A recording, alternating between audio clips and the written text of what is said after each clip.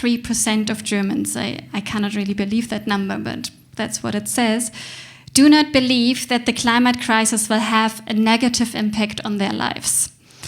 What do you say to those people? What are the examples you use to illustrate what the climate crisis means for each and every one of us? Stop burying your head in the sand. That's the first point, I guess. We know, we are aware that we need to make some sacrifices, also sacrifices of their current lifestyle, to enable energy transition, and that anyone should make such sacrifices, whatever or regardless of its income.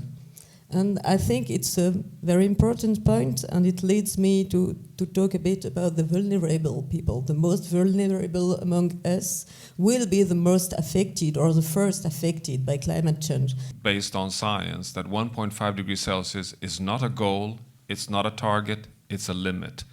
And this was a direct quote from our scientific publications, which showed today with very high degree of scientific certainty that past 1.5 degrees Celsius of global mean surface temperature rise, we are at 1.2 on a 10-year average change. So we touched 1.5 2023, but the average is 1.2.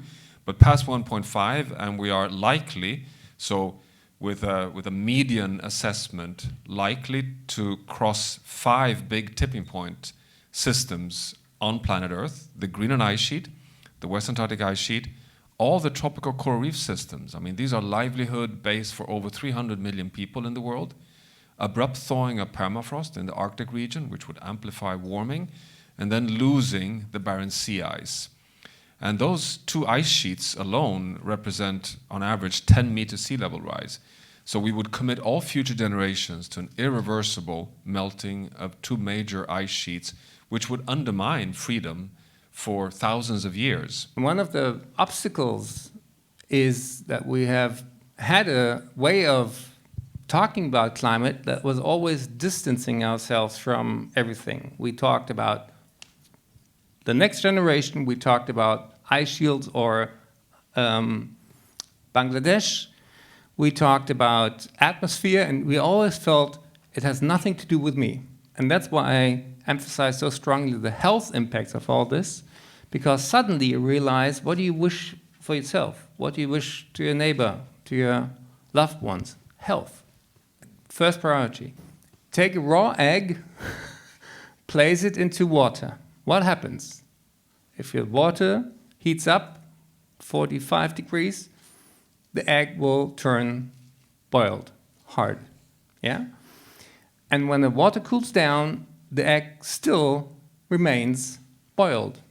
It will never again become liquid. It will never again become a chicken. Forever, this egg has lost its capacity to be alive. Why am I telling you this? What does an egg consist of? Of water, of lipids, fat, and protein, eiweiß. What is your body made of? Mine as well. Water, lipid, protein. What are our brains made of? Water, lipid, protein. You cannot buy yourself out of this biological restriction. And this is why I'm here. There's no freedom above 42 degrees of core temperature. If we are hearing this, it can happen and to feel very powerless. But this shouldn't be the take of tonight, because there is something, there's a good message, we can still do something. So let's go into the political measures. What is it, what actually we can do, and what on a political structure needs to be done? We are not ready right now. Why aren't we ready? Because you have kind of vicious circle in which the consumers or the people, normal people, just like you and me, are saying, yes, I will do things, but provided we have an offer for that and I don't have to pay 3 times more for a fair trade or a sustainable product. And then you have the producer who said, but as long as consumers are buying our products, why should we change something? it's really, business as usual works better. And then you ask the politicians, and then they answer, but I will lose the next election. That's a vicious circle. The vast majority are not kind of willing to step up for a revolution, but they're certainly willing to join a journey if we can show that the pathway actually makes sense and can give better outcomes. And that is one of the really joker cards that we are sitting with, which is that one card is the one that I tend to play all the time: we have a problem. But there's another card, which is we have so much empirical evidence that once we're through the transition, the outcome will be better Gesundheit, but also peace, security, better stability, better jobs, better economy, more attractive and modern economies. And when I talk to young people, I get more and more confirmation that the reason why young people are really, really scared right now is not because what scientists say, it's because the adults are not taking responsibility, that you don't see the leadership. And that is what, because if you had the regulations in place, forcing the world to phase out the internal combustion engine, get off coal, have a price on carbon, we know exactly what to do actually, then that can unleash freedom. But of course you're kind of confined within a regulatory framework, but it actually gives more degrees of freedom for the life we want. And I think that is something that we often are mistaken by. Because Germany is the world's 4th largest economy. And this is a country that is deeply embedded and dependent on coal and gas. And it's an industrial country with high degree of export industry. So you can put it quite simple. If Germany fails in the transition to decarbonize its economy, the world is likely to fail. If Germany succeeds, then the world can succeed.